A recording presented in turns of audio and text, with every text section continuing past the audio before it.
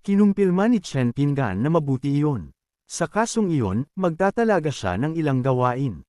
Isinasaalang-alang niya na ang paggamit ng pangalang Pingan Sect ay maaaring makaakit ng atensyon ng isang makapangyarihang kaaway kaya mas mabuting maging diskreto. Ipinaliwanag niya na tungkol sa mga susunod na kaayusan, kailangan niyang magtatag ng isang sekta sa tatlong magkakaibang Divine Realm at pinakamahusay kung magkakaiba ang mga pangalan kaya iiwan niya ang bagay na iyon sa kanila at kinilala nila na naiintindihan nila. Ang kanyang kapatid na si Cheney ay isang mahalagang piraso para sa kanya kaya umaasa siya na mapangalagaan siya ng maayos ni Mo Huang upang matulungan siya laban sa malakas na kaaway at sumang-ayon siya. Ibibigay niya ang kanyang kaalaman sa kanya ng buong puso. Pinayuhan niya si Wu Jin na huwag magpabe sa pagkolekta ng Immortal Soul Elwod, at sumang-ayon siya. Dumating ang gabi at natapos ang pagpupulong. Pinayuhan ni Shenping na pagkatapos nilang bumalik, dapat silang maging masipag sa paglilinang at huwag magpabeya at sumang-ayon sila. Binitawan niya ang isang buntong hininga. Hindi madali ang magkunwari bilang senior kaya umaasa siya na magiging kapaki-pakinabang ang kanyang mga utos. Matapos ang lahat ng pagtatalo na iyon, hindi lang niya alam. Bigla, ipinaalam ng system na natapos na ang gawain ni Kang na nagbigay ng dalawang mas mataas na antas ng Cultivation Realms. Umusad na siya sa Immortal Element Realm Level 1. Mahusay yun dahil ang kanyang nadagdag na realm ay magpapalakas sa kanyang Divine Sense, na magpapahintulot sa kanya na kontrolin ang mas maraming kapangyarihan ng langit at lupa ngunit tinanong niya kung iyon ba talaga ang kapangyarihan ng langit at lupa at nilinaw ng system na ang mga iyon ay Dao Patterns. Sinabi niya na mukhang marilag iyon at tinanong kung ito ay isa ring kakayahan na ibinigay sa kanya at kung maaari niya siyang bigyan ng dalawa pa. Ipinaalam ng system na isang bagong misyon ang na-activate at ang gawain ay nagsasangkot ng role-playing sa Chaotic Realm na nagdulot sa kanya na pag-isipan kung mas mataas ba ito kaysa sa Divine Realm at kung matutuklasan siya ng mga kaaway kung pupunta siya doon. Ipinaliwanag nito na ang panlabas na balabal sa kanyang katawan ay mula sa Chaotic Realm at bagamat kulang ito sa kapangyarihan, maaari nitong itago ang kanyang aura.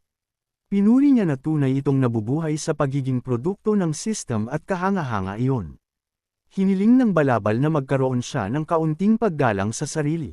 Hindi lang ito basta anumang piraso ng damit.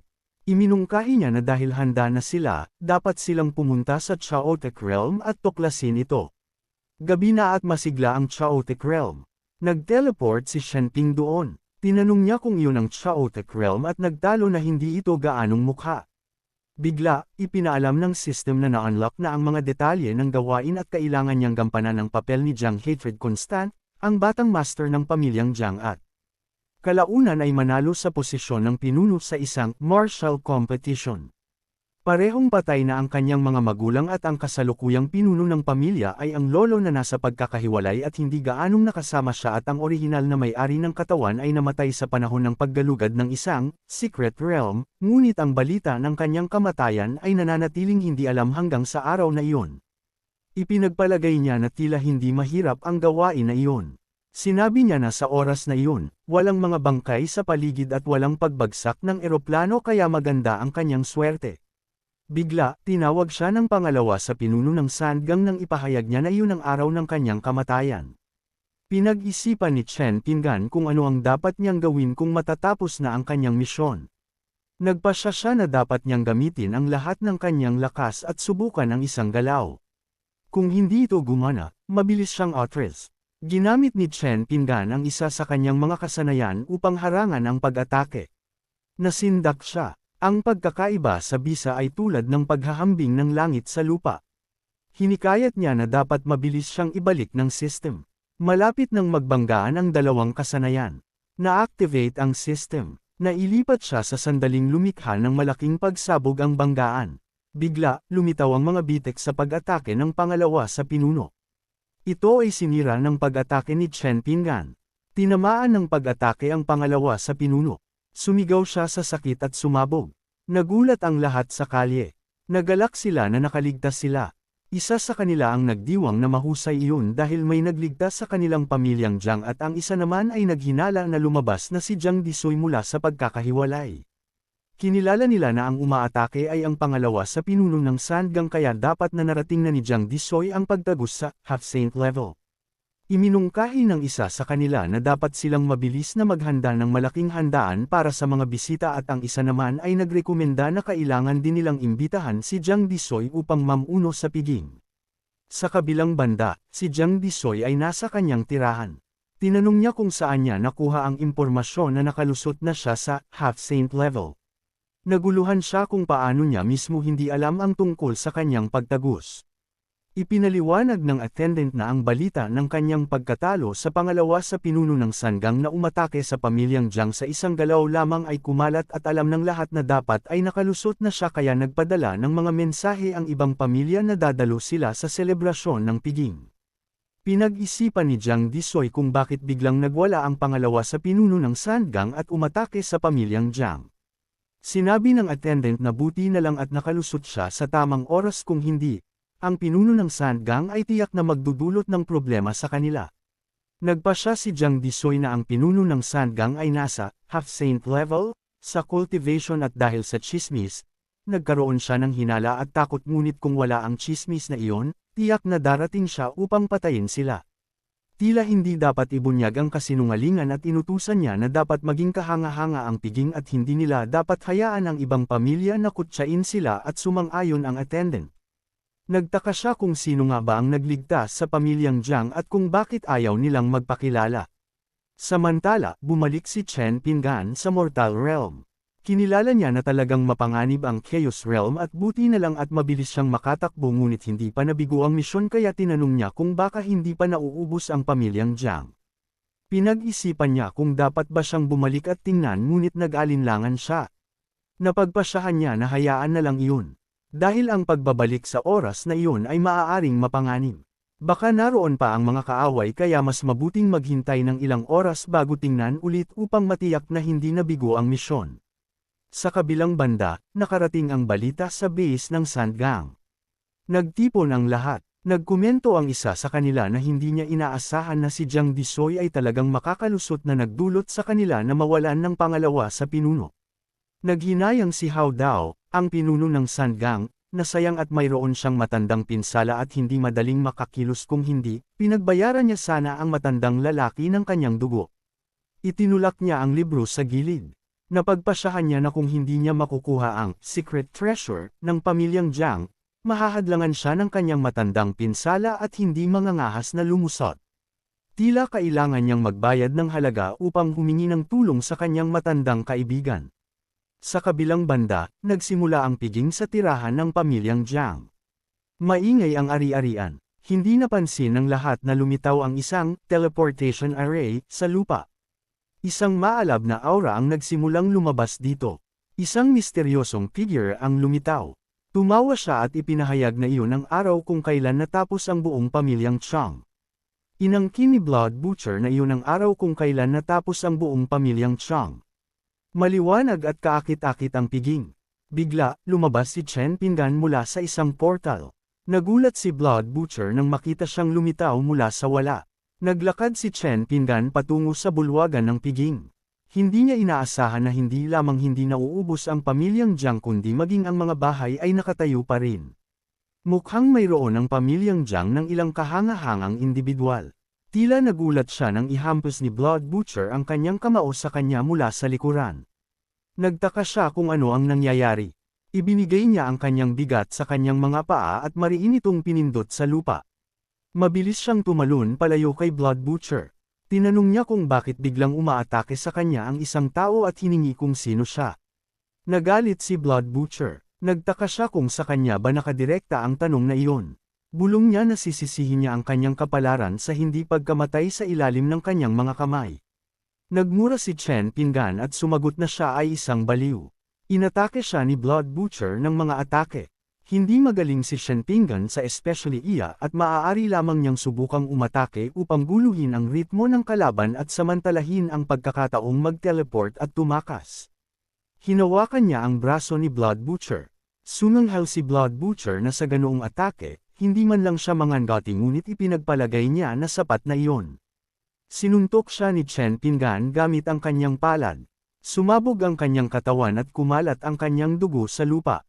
Sinabi ni Chen Pingan na malinaw na ang palayaw ni Blood Butcher ay mukhang nakakatakot ngunit ang katotohanan ay nakakagulat na marupok. Pinag-isipan niya kung baka masyado siyang malakas. Biglang kinausap siya ni Jiang Disoy at hiniling na manatili sandali. Tinanong ni Chen Pingan kung ano ang gusto niya. Ipinakilala ni Jiang Disoy ang kanyang sarili bilang ang master ng pamilyang Jiang. Ipinaliwanag niya na dumating siya sa oras na iyon upang magpahayag lamang ng pasasalamat sa kanya sa pagliligtas sa pamilyang Jiang. Sumagot si Chen Pingan na hindi niya akalain na may nagawa siya at nagtaka kung mayroon.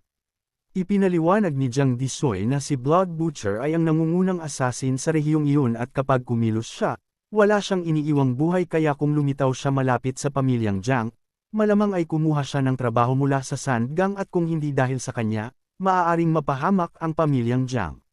Sumagot si Chen Pingan na mukha siyang mahina ngunit sumalungat si Jiang Disoy na mula iyon sa kanyang pananaw. Nag-ubo si Chen Pingan at hinikayat siyang magpatuloy at idinagdag niya na mula sa mga galaw, ang gumamit ng palm seal, 2 araw na ang nakalipas ay siya rin. Ito na ang pangalawang pagkakataon na tinulungan niya sila at napagtanto ni Chen Pingan na ang eksperto mula sa pamilyang Chang ay siya pala.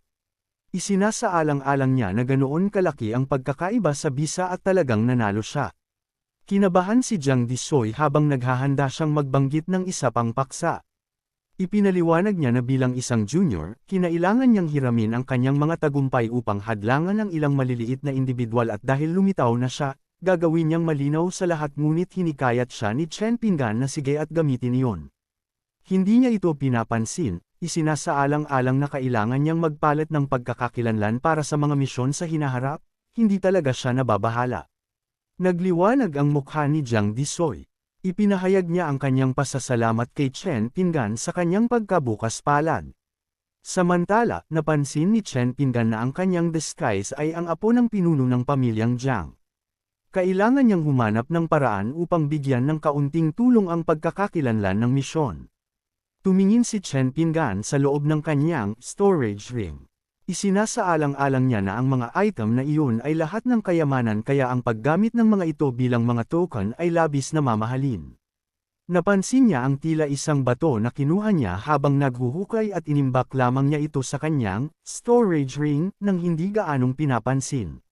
Bahala na siya. Ipinaliwanag niya na mayroon siyang ilang koneksyon sa isang junior mula sa pamilya ni Jiang Disoy na nagngangalang Jiang Hench at babalik siya sa pamilya sa loob ng 3 araw kaya sa oras na iyon, kailangan niyang tandaan na ibigay ang kayamanan na iyon sa kanya dahil ito rin ay isang pagkakataon para sa kanilang pamilyang Jiang at kinilala ni Jiang Disoy na mayroon siyang pasasalamat.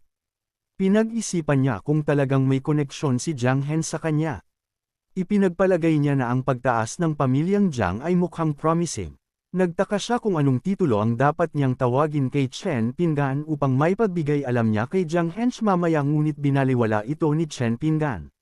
Gayunpaman, isinasaalang-alang ang mukha ni Jiang Henchang, maaari rin niyang ibunyag ito. Isiniwalat niya na ang kanyang titulo ay ang Invincible Supreme. Nagulat si Jiang Disoy. Agad siyang tumingala sa kalangitan. Natatakot siya na magkaroon ng divine punishment sa pagpapanggap bilang Supreme. Pinag-isipan niya kung totoo nga ba na siya talaga ang Invincible Supreme ng personal. Agad niyang ipinahayag na ang mapagpakumbaba ay napaka-casual sa pagtawag sa Supreme at nakiusap siya na parusahan siya ng naaayon at nagulat si Chen Pingan na nagkaroon siya ng ganoong kalakas na reaksyon. Inutusan niya na dapat siyang bumangon dahil itinago niya ang kanyang cultivation at naisip niya na tila napaka-epektibo ng titulong naisip niya sa lugar. Tumanggi si Jiang Disoy at sinabi na nagkataon lang na mayroon siyang kailangan asikasuhin kaya maaari na siyang umuwi.